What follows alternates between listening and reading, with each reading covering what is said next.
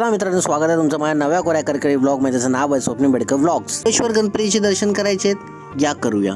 जेजुरीचे दर्शन केल्यानंतर थेट आम्ही निघालो मुरेश्वर गणपतीला. गणपतीचा आवडतं जास्वंदी फुल आणि दुर्वा घेऊन आम्ही निघालो मंदिराकडे. जसेच आम्ही मंदिराकडे पोहोचलो, पासाची लाईन खूप जास्तच होती.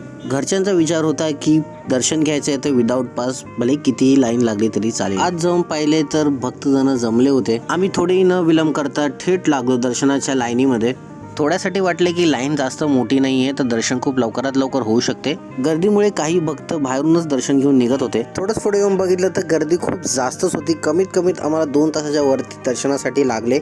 तरी आम्ही हार न मानता दर्शनाच्या लाईनीत पुढे येतच राहिलो. आम्ही सगळे एक्झॉस्ट झालेलो आहोत, हे तुम्ही आमच्या चेहऱ्यावरून बघू शकता. फायनली आम्ही मंदिरात प्रवेश करत आहोत. काही लोक तर लहान बाळांना घेऊन आले होते. आमचं दर्शन खूप चांगल्यापैकी झालेलं आहे आणि मंदिर खूप छान आहे. मम्मीला ब्लॉग मध्ये घेऊन आता इकडेच ब्लॉग एंड करूया आणि भेटूया तुम्हाला नेक्स्ट एकविरा व्लॉग मध्ये.